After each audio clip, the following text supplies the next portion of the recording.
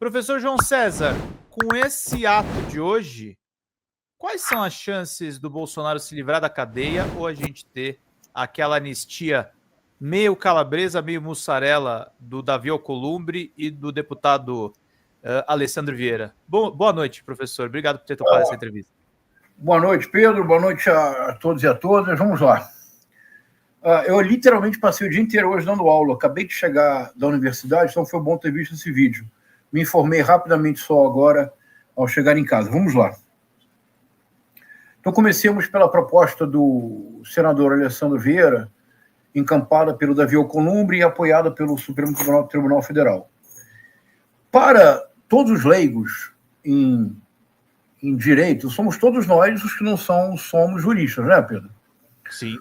Para nós, de fato, para as buchas de canhão, os pequenos bagres, aqueles que no dia 8 de janeiro de 2023 produziram abundantes provas contra si mesmos, para o leigo, a severidade das penas chama atenção.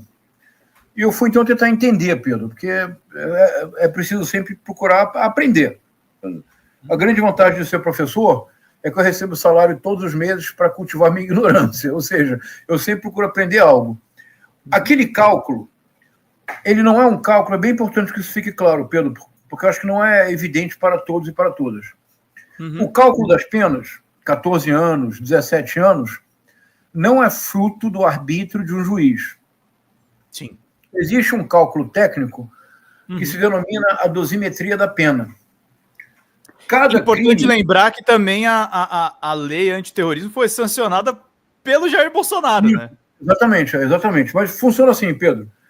Cada crime tem uma dosimetria máxima e mínima, de acordo com agravantes, atenuantes.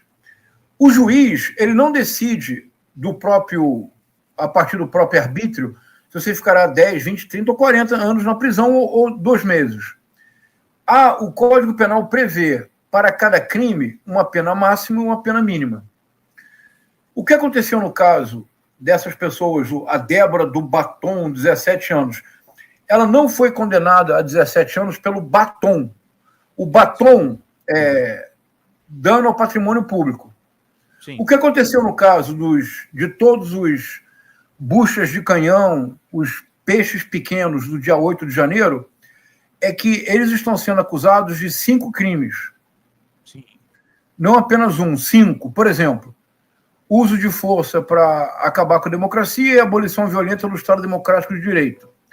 Alguns consideram que esses 2 crimes podem ser, um pode absorver o outro. Isso já reduz a dosimetria em alguns anos, porque em lugar de calcular pena para 2 crimes, um crime absorveria o outro. Eu ganho nisso não menos que 4, 5 ou 6 anos.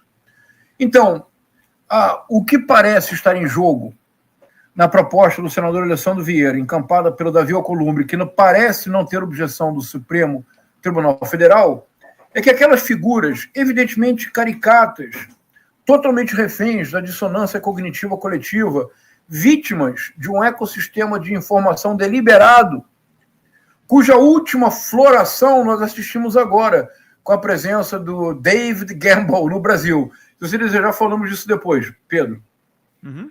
Então, a ideia é que...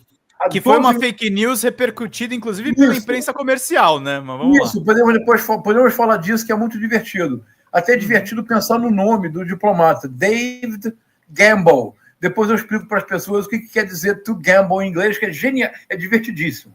Então, a proposta é que a dosimetria pode mudar se, por exemplo, se você considerar que dos 5 crimes, 3, no fundo, podem ser absorvidos em 1, a pena cai de 17 para, não sei, 6 anos.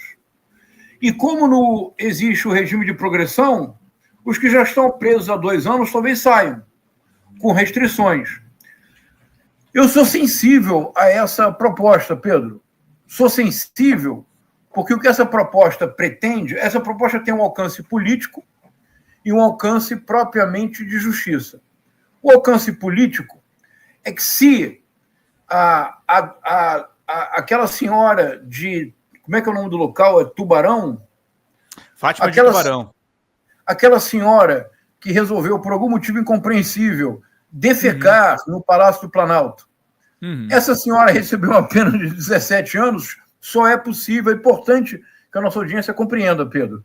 Só é possível, porque, obviamente, ela não está sendo julgada por ter defecado. Ela está sendo julgada por organização criminosa, por abolição violenta do Estado Democrático de Direito, por uso de força para a consecução do ato, por dano ao patrimônio público. Tem um quinto que agora não estou lembrando.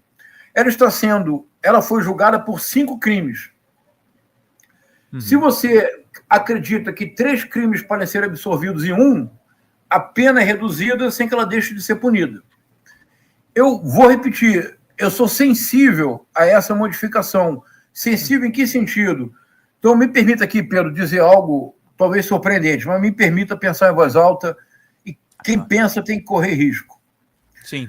Eu lamento profundamente. Mas quem pensa, às vezes, chega em lugares inalcançáveis, professor. Se me permite. Isso, vamos tentar, então, juntos aqui, todos e todas. E, por favor, que a audiência fique absolutamente à vontade para discordar de mim, vamos conversar. Claro. Por exemplo, eu me sinto profundamente tocado pelo que aconteceu com a dona Fátima de Tubarão. O que eu quero dizer com isso, Pedro? Eu quero propor para reflexão da nossa audiência que todos nós, eu, você, todos que estão aqui, se formos honestos, como sempre somos, reconheceremos que há uma dona Fátima de Tubarão na nossa família ou no nosso círculo íntimo. De acordo, Pedro? De acordo, claro. Isto é, há uma pessoa que nós conhecíamos, que nós nunca imaginamos que poderia se tornar uma acólita tão fervorosa de Bolsonaro, mas nós acompanhamos um processo lento de radicalização, não foi? Essa pessoa que convivia conosco, é da nossa família, é amigo próximo, é colega de trabalho. Essa pessoa começou, por volta de 2018, a dizer coisas, a fazer piadas que... Até que em setembro de 2018 houve uma modificação, não houve? A facada dada no Bolsonaro libertou a todos. Todos puderam dizer, eu apoio o Bolsonaro. Eu sou contra a violência, apoio o Bolsonaro. O que é um oxímoro. É uma contradição em termos. Se você é contra a violência, você não pode apoiar o Bolsonaro. Então, pessoas como Dona Fátima de Tubarão são reféns de um ecossistema de desinformação. De novo, eu acho que será importante, antes do final, que falemos do caso do David Gamble. Então, para essas pessoas, a redução das penas, eu creio, tem um efeito de justiça importante e tem um efeito político que não pode ser desprezado. Sim.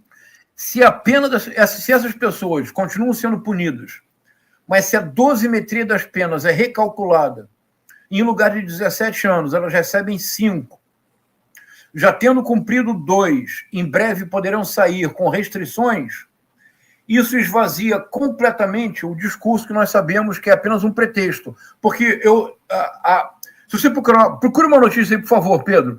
Eu saí uns 3, 4 dias atrás, a Débora Rodrigues dos Santos. Esse é o nome completo da Débora do Batom. Nenhum bolsonarista saberá que é Débora Rodrigues dos Santos. Nenhum bolsonarista poderá dizer o nome dos 2 filhos, que eu não direi, porque são crianças. Eles unicamente querem usar essas pessoas como pretexto.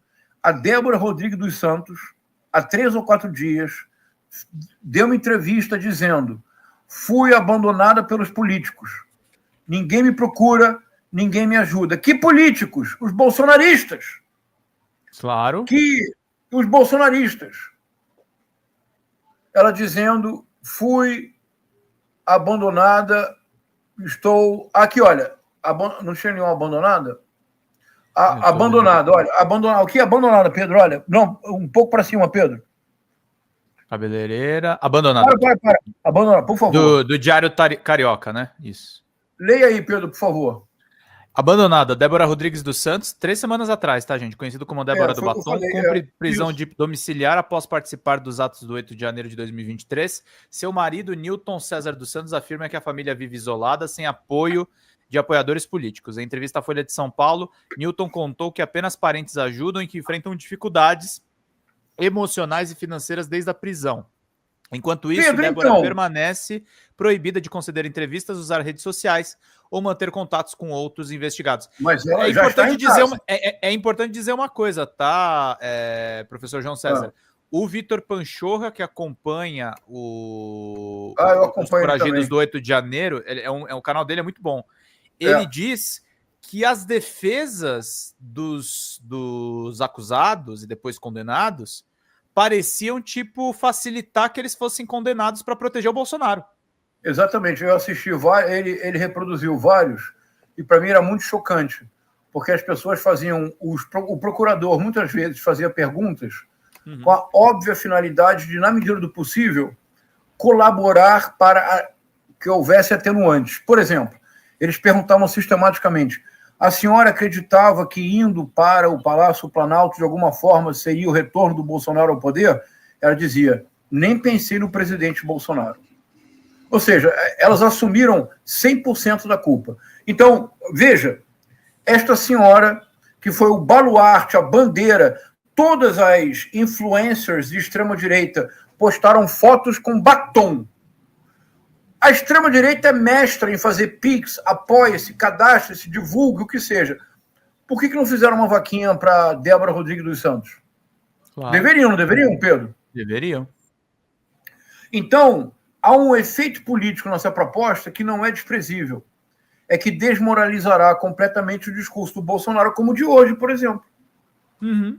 Fala, pessoal da Folha Democrata, aqui é Pedro Zambarda, editor do canal, falar um pouquinho a respeito da necessidade de vocês financiarem a Folha Democrata, gente. A Folha Democrata é financiada através de um Pix chamado Folha Democrata, é o endereço do Pix, né? folhademocrata@gmail.com. Nós precisamos do nosso jornalismo financiado por vocês que são do nosso público, porque nós passamos vários perrengues aqui com o YouTube, vocês sabem muito bem. E mesmo assim, graças a essa comunidade muito unida, a gente conseguiu fazer lives históricas, acompanhar praticamente ao vivo a campanha do Guilherme Boulos, trazer informações exclusivas a respeito de Gustavo Gayer, de Olavo de Carvalho, de todos os bolsonaristas, combater as fake news e tudo o que a gente acompanha. Por R$80 no nosso Pix, você ganha um curso de roteiro para série, o que é muito importante se você é artista, roteirista, se você lida com essas práticas da economia criativa. Outra forma de você colaborar também é se tornando membro aqui do nosso canal. Isso é muito importante para você fazer as suas atividades por aqui, porque você tem acesso a vídeos exclusivos e nós temos um curso de jornalismo básico para você poder acompanhar a partir de R$5, que é ministrado por mim. A gente tem aí quase uma dezena de aulas e muito conteúdo para você poder acompanhar. Meus caros, minhas caras, financiem o jornalismo independente, financiem o jornalismo que se posiciona à esquerda, financiem o jornalismo na internet, que traz informações confiáveis, checadas, que cruza informações e que trata você, que é o nosso público, de uma maneira muito séria. Vida longa e próspera, gente. Cuidem dos seus. Até mais. Tchau, tchau.